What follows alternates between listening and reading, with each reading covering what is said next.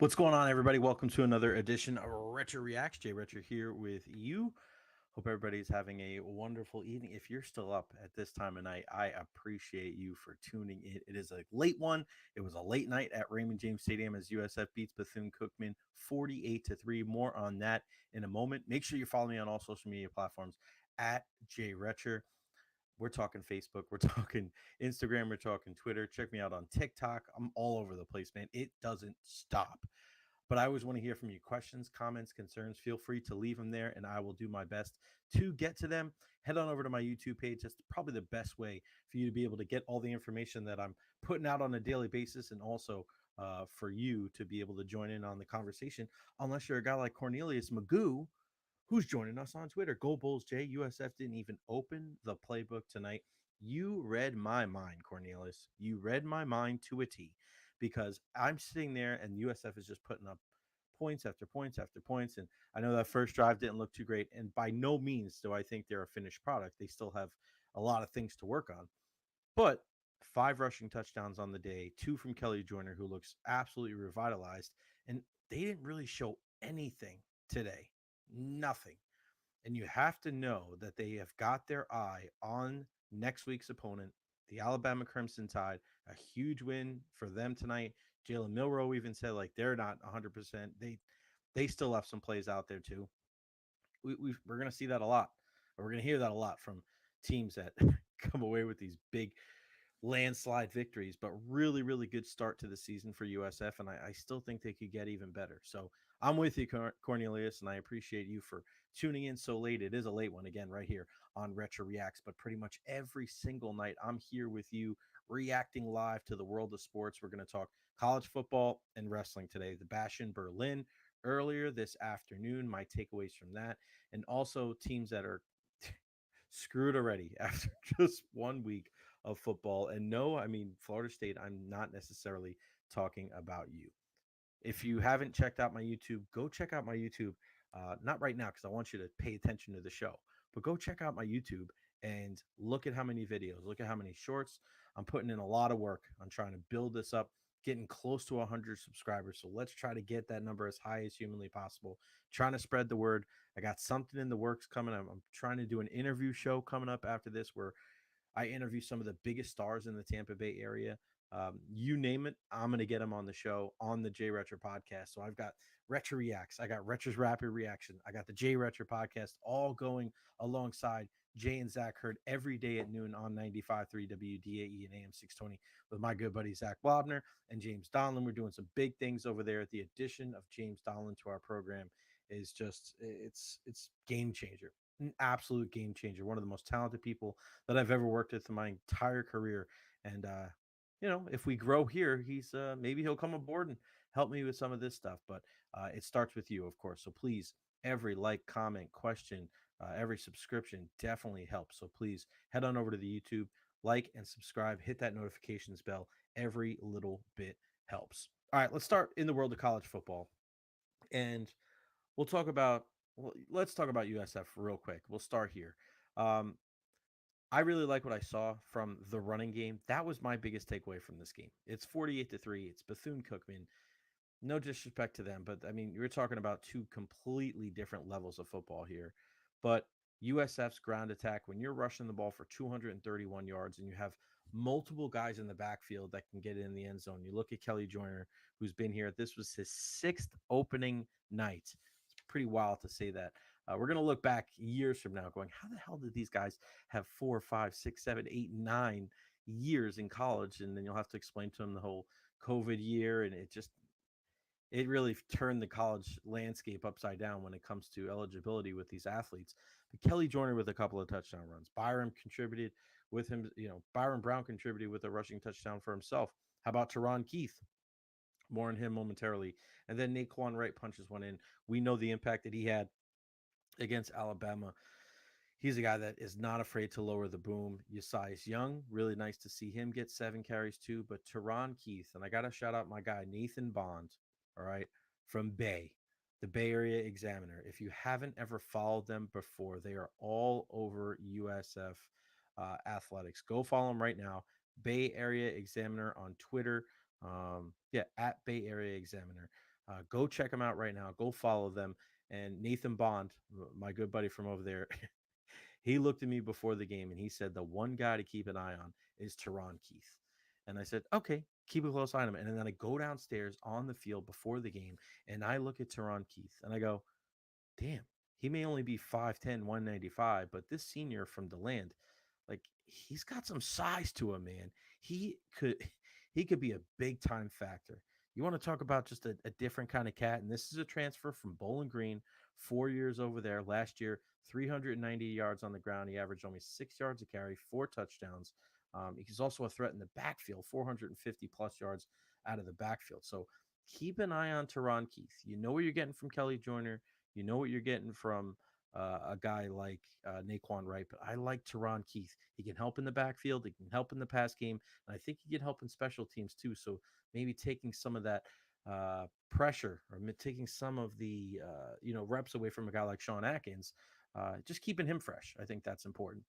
My one concern tonight was Jalen Schuler going down with an injury. Great to see him come up with the interception, but you're talking about the leading tackler from this team last year, and his knee injury did not look too good. And I asked the question. Um, let's see if we can play it for you right here. I actually asked Coach Golish about it. Let's see if we can bring this up for you guys. I want you to be able to hear it here on the pod. Here, give me 1 second. I'm going to bring this up. Let me know if you guys hear this when I play it on here. I'm going to share the screen just so you guys can see it because I want you to hear. I asked the question to Alex Golish, and it is again. This is one of the one of your top dogs, right? This is one of your captains, and you need him. You're going to need this guy if you're going to be successful this year. Let's hear what Coach Golish had to say. Coach, any update on Schuler?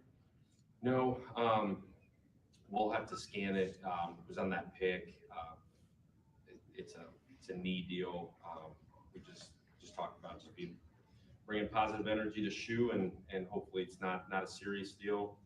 Um, it's man, it stinks because that you talk about dudes that have bought in and changed within our program. That's one man voted a captain for the game, like everything. His off season was awesome, and he's really the leader over there right now. And so if it's not good, we'll deal with it. If it is, we'll deal with that. But I thought Pet did a great job hopping in there and um, didn't miss a beat there. But won't know. I would imagine tomorrow late afternoon.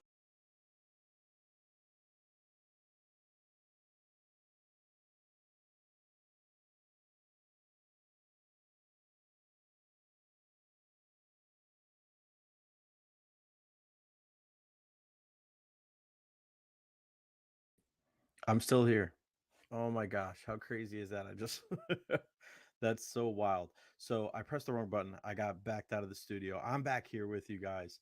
Um, but yeah, if you saw that video right there with Coach Alex Golish talking about Jalen Schuler, and you know, you look at the situation with the USF Bulls and that defense, and having to be able to go up against that staunch Alabama D or offense with Jalen Milrow, they're going to need all hands on deck. And he didn't sound too enthusiastic about Jalen Schuler's availability for the game next Saturday. And if he's not in there, it was already going to be an uphill climb going against a team like Alabama. But if he is not in there, that is going to be awfully tough for USF. But solid win, 48-3, just something to build on. That's the kind of game that you wanted to see. Again, not the cleanest by any means, but definitely a step in the right direction. Yeah, follow me on all social media platforms. Follow me at Recher. More of the big college games or the college teams that really caught my eye today. I mean, you got to start at the top. Um, One of the first games, actually, you know what? I want to save them. I'm going to save Clemson. I'm going to save the Gators, and I'm going to talk about USF here in a bit. But just let's look at some of the other top scores in the top 25. And when you look at Ohio State taking care of business, 52-6 over Akron. Will Howard, 3 touchdowns. I know there is some trepidation from the young quarterback, the transfer from K State. People are wondering, like, if he couldn't win that job, how could he really lead uh, in what a lot of people's minds think is the number one team in the country to a national championship? Well, I don't know if those questions are really answered in the game against Akron, but a good start for him. 28 yards with 3 touchdowns. Oregon, a little iffy there against Idaho, right? One of the a solid team there in the FCS. But Dan Lanning's crew at home, 24-14 victory. Dylan Gabriel passing for over 380 yards. You know what kind of factor he is going to be this year. Texas wins 52-0 over Colorado State. After Quinn Ewers does his thing, you see Arch Manning get in the game. That is huge. Just to be able to see, and doesn't that make you feel old? I mean, my goodness, it's wild. Alabama 63-0. How about Ryan Williams? Just 2 touchdowns on 2 catches for 139 yards. And you had to know when you saw that right around the corner, the whole Randy Moss meme, the 3 catches for God, I can't even remember the yards, but 3 touchdowns, just incredible. Look at the 3 wins from Texas, Alabama, and Ole Miss, who beat Furman 76-0. Jackson Dart over 400 yards there. Those 3 teams, Texas, Alabama, and Ole Miss, 4, 5, and 6 in the country, respectively, combined to defeat their opponents 191-0. 191-0. And that just got me thinking. We're so excited about college football. But one thing, and it's probably a good thing because the last thing we want is more people bitching and moaning, but it's kind of ironic that people are so excited about college football that they don't even care that the majority of the games are just absolute whitewashes. By the time you get to the second half the people aren't even in the game anymore. It just shows you the popularity of college football. Like people don't even care. They love it so much. It's not a big deal. Even though the first week of college football, for the most part, is a lot like an NFL preseason game, a lot like a spring training baseball game, where you see the stars for a half, maybe 3 quarters, and then you get them the hell out of there, and then you see what the rest of your bench is looking like. Every single year we see the same thing week 1 in college football, but it shows that's how popular college football is. People don't even care, and you don't even hear people making a stink about it. Hey, I am all about it. Some of the closer games, Tennessee and Chattanooga. Oh no, wait, it's 69-33. No, sir. Uh, Notre Dame and Texas A&M going down to College Station, Kyle Field. What was Marcus Freeman's crew going to do? It was a tight game, nip and tuck, 3-3, 6-6, 10-10, or 13-13. That's what. Yeah, it was 13-13 there for a while. Excuse me, it was 6-6 for a while. And then it was 13-13. We were kind of keeping up with the score as we were waiting for Alex Golish to come down and speak to us at Raymond James Stadium. But the Fighting Irish come away 23-13. This isn't gonna help all those people out there that think a team like Notre Dame is overrated. Listen, you could say whatever you want about Notre Dame, you could say whatever you want about Texas A&M, but the Aggies are not an easy team to beat at home, and that's a good win. It's a good start to the season for the Irish. All right, let's get to the main topic when I'm thinking about college football today.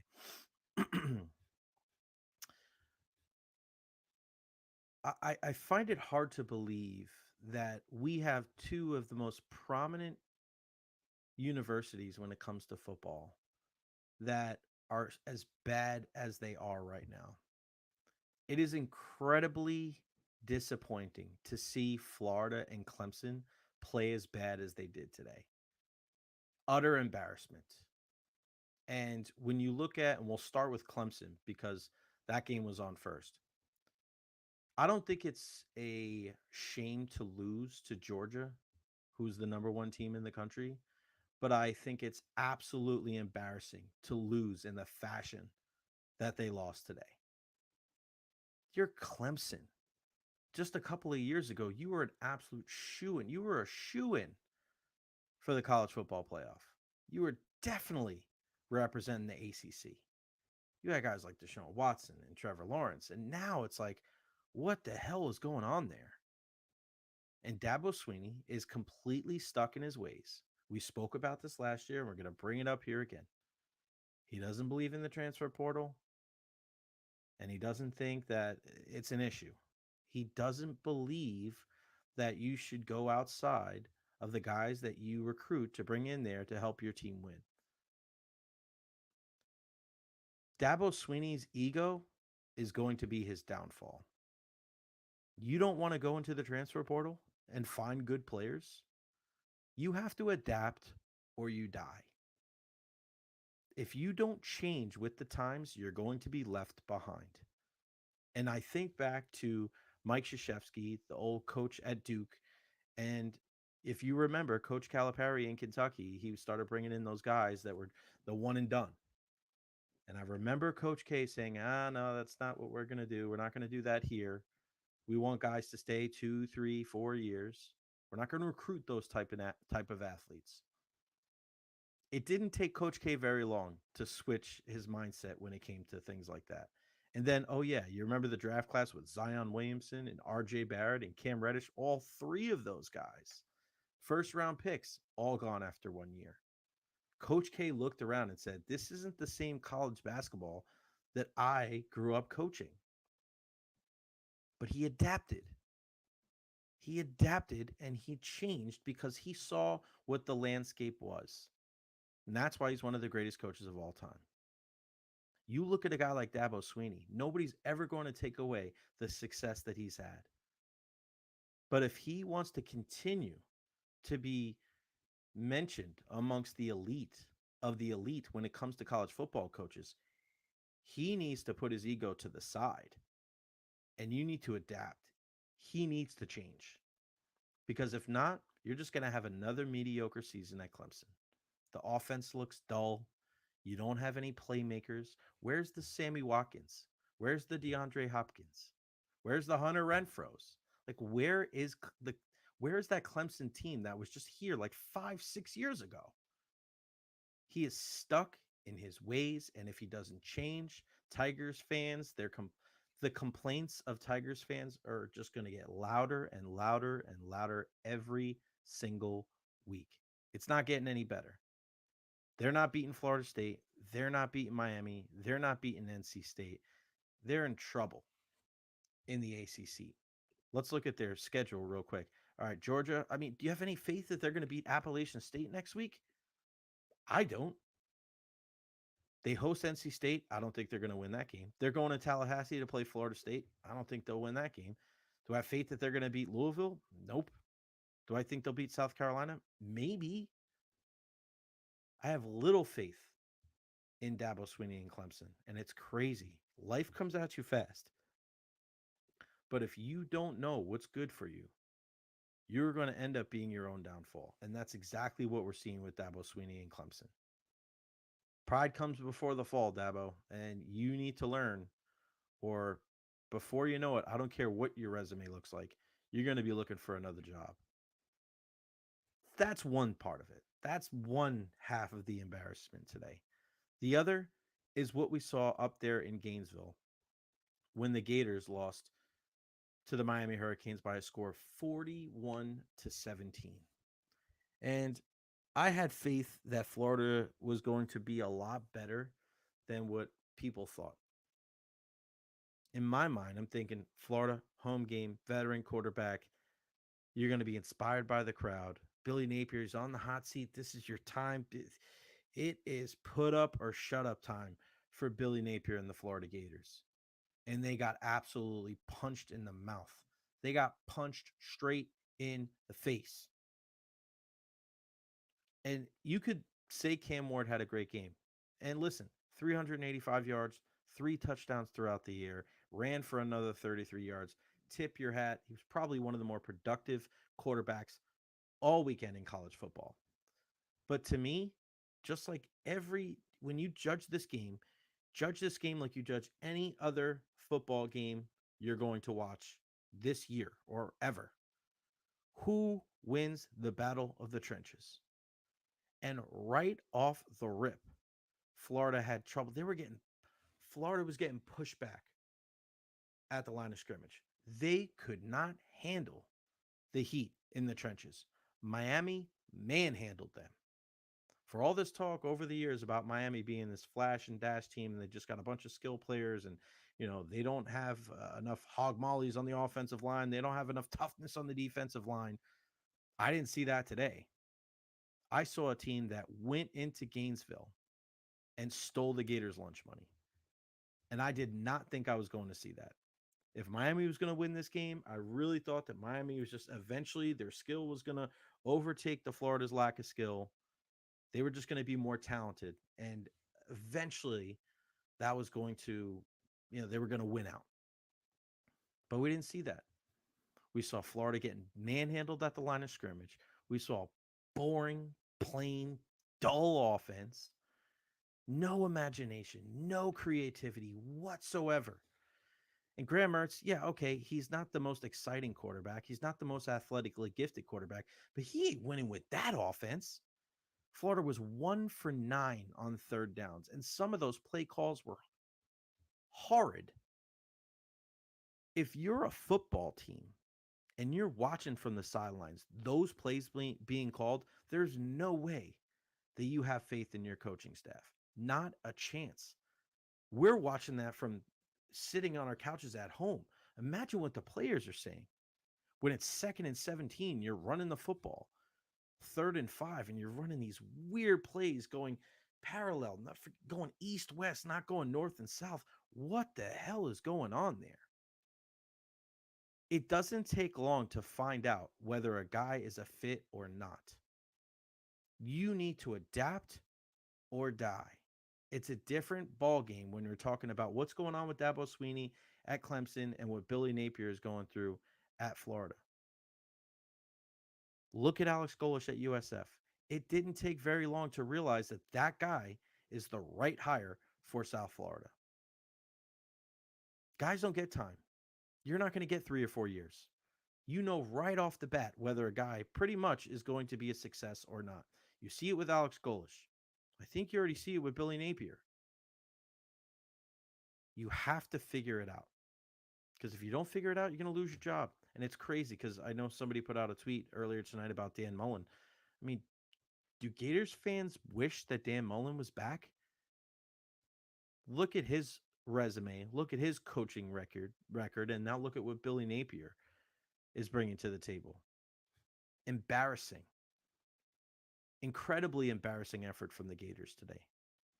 So you look at Clemson, a team that is stuck in their ways. Ego. It's all about ego. We can do it our way. We're not going to adapt. We're not going to, notice the landscape and adjust the way we do things. Nah, we're just going to do it our way. All right, fine. Continue to get your brains bashed in by teams like Georgia. And then you have the Florida Gators with a lame duck coach with zero creativity on offense and just getting absolutely manhandled at the line of scrimmage. I don't envy either one of your teams, not at all, because you are doomed. It is going to be a long, long, long, long, long, long, long, long football season. For football fans, they're at Clemson and they're at Florida. And it sucks because I feel like those are two schools where college football is better when Clemson and the Florida Gators are contenders. But that ain't happening this year. All right. Before we get out of here, let's do our recap of the Bash in Berlin. What a great pay-per-view today. I know it's PLE. It's not the pay-per-view. It's the PLE now. Let's get right to it. We're going to skip the first match because I want to go back to that. But second match, women's tag team match, Bianca Belair, Jade Cargill. They win the titles from Alba Fire and Isla Dawn. Great stuff. Fan of the match. My only concern when it comes to Bianca Belair and Jade Cargill is what are they going to do as far as telling a different story? You can already tell that because of the lack of experience in the ring for Jade Cargill, that Bianca's going to spend the majority of the time in the ring. She's probably going to take an ass beating. And then Jade Cargill's going to come in, hot tag. They'll do some great, incredibly athletically gifted tandem offense, and then they'll come out on top more times often than not. There's got to be some depth to these storylines. People love Bianca Belair, and they're fascinated by Jade Cargill. They love this tag team. I think it's awesome. I think you're looking at kind of like the modern day Rocky Johnson, Tony Atlas on the female side. And I would ride this train for as long as humanly possible. These women are incredibly gifted. They look great together. They play off of each other well, but It's all about the storyline, and it's inevitable that it's going to lead to a WrestleMania match between the two, right? Curious to see who's going to turn heel, who's going to turn on the other. I think a lot of people think it'll be Jade, but I think it'd be pretty cool if it was Bianca. Um, but adept in storytelling. You got to tell a different story. It can't just be the same old every single week because I think that gets old and people are going to tune it out.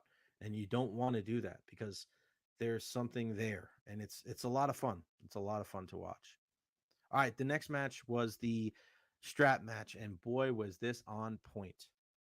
Drew McIntyre selling like a boss, and if I kept thinking to myself, big guys that sell are some of the best in the industry. And very few sell better than a guy like Brock Lesnar. And we know what he did for Drew McIntyre, putting him over at WrestleMania, making him look strong. So if Brock can do it, pretty much anybody could do it. But I love how CM Punk looked in this match. He looked to be in tremendous shape. And I really like the way that they've utilized him so far. You know, I don't want to see these guys that are up there in age and that they're in their 40s. I don't want to see match after match after match after match. Like they've been doing this for a long time. I don't need to see CM Punk on every single Monday Night Raw just wrestling a match or on a bunch of house shows, right? Let him do his work on the mic.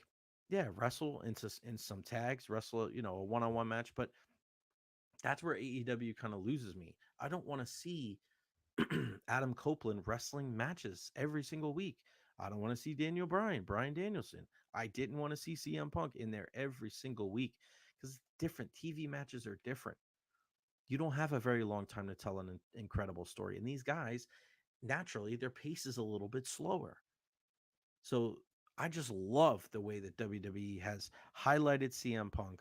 Um, it's been really good. And I thought it was a freaking 5-star match. I'm not a Dave Meltzer rating system nerd, but what a great story to tell. And then CM Punk hits Drew McIntyre with what was it, 4 go to sleeps, and before the last one, before he after the last one, he takes the bracelet finally off of Drew McIntyre. He slaps the turnbuckle, and it's over. The match is over. CM Punk wins, but it's not over, and it's not over. It's not over. There, just wait till Monday night. Wait till Monday night. This is going to continue to go. Uh, they're going to have to wrestle at Bad Blood. Speaking of Bad Blood, here's my fruit punch. They got to keep this thing going. It's kind of 1-1 now, right? Steel cage match, Hell in a Cell. That's probably the next thing. Mixed tag match with Rhea and Damien going over Dom and Liv Morgan. Solid matches. Baby faces go over. You kind of knew what was going to happen in this match. You get the interference from the New Judgment Day with Finn Balor and Carlito and JD McDonough. But my question for this storyline is where do they go from here? Because the revenge thing only can go on for so long, right? So Priest and Rhea win. So what now? Like they won, they got their revenge, right? Do they go their separate ways? Do they stay together and continue to fight the New Judgment Day? You already know that Liv is going to be with Rhea. Okay, that'll be a women's title match, but there's got to be some more clarification. That's why, excuse me, I thought it would have been a better idea for Dom and Liv to go over so that Rhea and Damien could continue to try to find that retribution, to find that revenge. And they were able to get it tonight. So I wonder now, do you do one-on-one matches? Do you do Damien and Dom and then Liv and Rhea? I wouldn't have hated them doing like a tornado tag match, right? Because this was a mixed tag match, and the way that WWE does it, when a woman or whatever gender is in the ring, right? That's the person that has to go in the ring. So once Dom tags Liv, then Rhea's got to come in the match. But because there's such physical contact between Rhea and Dom, and Liv seems to get kind of carte blanche to do whatever she wants to anybody, I would love to see like a tornado tag. I don't want to see Damien and Liv locking up, but it would just be something different. Because again, where do they go from here? When Damien and Rhea go over, what is the next match in this storyline? I don't know, but I'm sure it'll be a good one. All right, the main event. This was as hard hitting of a wrestling match that you're ever going to see. Gunther and Randy Orton, and the introduction from Ludwig Kaiser was incredible. What a great match. This was a match where it would have been good in the 50s, the 60s, the 70s, the 80s, the 90s, the 2000s, the 2010s, the 2020s. Amazing. Absolutely amazing. And Gunther took a freaking beating tonight, an absolute ass beating. It is the worst that I've seen Gunther get beat up in his entire time in WWE. And I watched those NXT UK matches with Ilya Dragunov, hard hitting affairs, and really great stuff. But Randy beat the dog shit out of Gunther tonight. He, it was nuts on top of the steps, the steel steps outside, picking Gunther up and doing his little slam there on top of the table. That shit looked like it hurt so much. And I can't believe it. I mean, Gunther kicked out of the RKO, which means a lot because I can't remember. And I'm sure people smarter than me that remember these kind of things will tell you, like, this person kicked out of the RKO. All I know is that it doesn't happen very often. So the fact that Gunther was able to do that shows that the WWE and Randy Orton have a lot of faith in Gunther. He is a guy that you can build around. He's one of the cornerstones of the game right now. He's the world heavyweight champion, and he looks like the champion. He wrestles like the champion. I love the I love the story. I love the story and how they told that story in the ring. And the fans were into it. They were doing the wave, and Randy was like, he was freaking out. He loved it. But just think about this. When you're talking about the story that was told and the damage that Gunther took, this may be the first match in WWE where Gunther took the majority of the heat. Took the majority of the damage. I don't think you can say it in the Dragunov matches. I don't think you can say it in anything that he's done so far with even a guy like Sami Zayn. Like Sami Zayn beat him, but still, like Gunther beat the snot out of Sami Zayn. And if you go to those old school video games like the energy bars, like Gunther always has more energy than the other guy, win or lose. But not tonight. That did not happen tonight. By the end of the match, he took the most damage. He didn't give the most damage, and he still came out on top. And I thought that was very cleverly written. The match was set up in a way where it made Randy look strong, and Gunther beating him meant a lot. It was a passing of the torch, a changing of the guard. That was a like a stripe earning match for Gunther. You wonder, his right arm looked jacked up, and it looked like it was storyline, but it also looked like he was going to lift the belt at one time, and he kind of clutched at it. Um, and then he shook Randy's hand with the left hand. I like the embrace. To me, that means that this is over. Randy goes over to SmackDown and probably turns on Cody Rhodes, right? That's kind of the next step in Randy's, time. He's been a baby face for long enough. Time to bring back heel Randy Orton. If you're going to bring it back, you want to bring it back against one of the biggest baby faces in the game in Cody Rhodes. And I wanted to finish our talk about the Bash in Berlin with the first match of the night, and that was Cody Rhodes and Kevin Owens. I was watching Busted Open on the way home tonight, watching Dave LaGreca and Tommy Dreamer talking about like what could possibly happen when they say the company's not yours anymore. That's what Dean Ambrose, John Moxley said on Wednesday night. And one of the things that Tommy Dreamer brought up was that Kevin Owens' contract is coming up soon.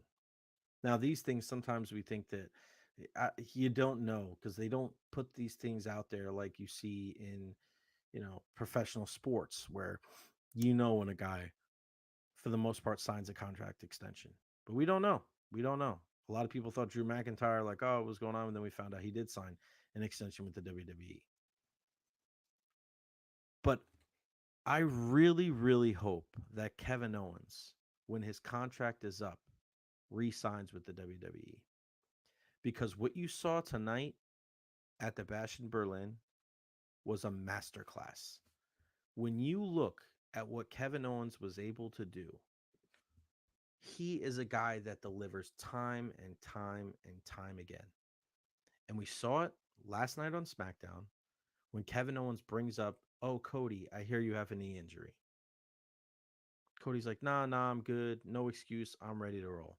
And then we see at the end of the match, Cody goes to, do his, go on. Cody's on the turnbuckle, going to the rope, and then he sells that knee injury. Cody's looking to hit a big move. Boom. He's down. He's clutching his knee, and KO doesn't attack him. And you see it. There's pain. There's disdain in his face because he's holding back because Cody's his friend. And you see it too, just like when we saw 2 weeks ago when he was kind of rushing forward with the title and then he hands it to Cody and then acts like he's going after A-Town Down Under. Kevin Owens plays his character perfectly. He gets it. This internal struggle for KO, being a heel and turning on all of these people and people not ever trusting him and just fighting all of that to prove that he's a good guy, to prove that he's reliable, to prove that he's not going to turn on his best friends. And then he gets confronted with a scenario where he gets a world title shot against his will. He finally gets this opportunity. And then this starts coming up again. You're not a trustworthy dude. Look at how many people you've turned on in the past. Are we still going to be friends after I beat you? That's what Cody said last night on SmackDown. So Kevin Owens, he sees Cody favoring his knee, and his instincts are, I got to attack. And he holds up because there's that internal conflict. You can see that on his face. I can really, there's not many people in professional wrestling that are better than Kevin Owens when it comes to telling a story with their facial expressions. He's got to be top 5. So he doesn't attack Cody Rhodes after he favors his knee. He actually sends the referee to go check on him. Then they go to the outside. Kevin Owens is about to powerbomb Cody Rhodes on the apron, and you can tell he's thinking about it. Should I do this? Is this the right thing to do? And you remember, he powerbombed Sami Zayn years ago on the apron. He was out for a while. That's his best friend. So there's, you put some of the storyline into the real life type of stuff and just you put it all together and you get a freaking masterpiece. Kevin Owens doesn't powerbomb Cody. He kind of tosses him to the side and then they go back in the ring and then before you know it, he loses. Cody Rhodes hits him with the crossroads. At the end of the match, they embrace. Kevin Owens is just kind of standing there, just the look on his face. He doesn't know what to do. He's conflicted. That is a man conflicted. What an incredible storyteller Kevin Owens is. What an incredible storyteller. And I think back to when he won the Universal title, when Triple H turned on Seth Rollins, hit him with the pedigree, and then Kevin Owens covers Seth Rollins. And as he's covering Seth Rollins, he's looking up with this just look of astonishment on his face, looking at Triple H. And that was it's almost like he didn't hear the 1 2 3. He didn't even realize that he just became the Universal Champion because he was so shocked by what Triple H did to Seth Rollins. That guy is absolute money. KO is money. He is one of the unsung heroes of the WWE. He stole the show at Bash in Berlin and he put on an absolute masterclass. So I truly hope that he doesn't sign anywhere else because the WWE really accentuates his strengths and he's got to feel a lot better than when he did years ago when it looked like he didn't have a place in the card. He had to talk to Vince McMahon. He's here. KO. The WWE is your home. And I hope you don't go anywhere because we want to see more masterclasses like we saw at Bash in Berlin. All right, that's going to wrap it up for me. It is almost 1:30 in the morning. I appreciate everybody that tuned in tonight. Cornelius as well. Follow me on all social media platforms: Twitter, Instagram, Facebook, YouTube, TikTok. I am everywhere. And please, please, please head on over to my YouTube if you're not there already. Like and subscribe. Hit that notifications bell as well. I'll be back in action tomorrow night. Let's see what we'll talk about. Maybe a little US Open. Depends on whatever catches my eye. If you're still awake, go get some rest. And we'll see you tomorrow night right here on Recher Reacts. Peace out. Appreciate you, Cornelius. Peace out.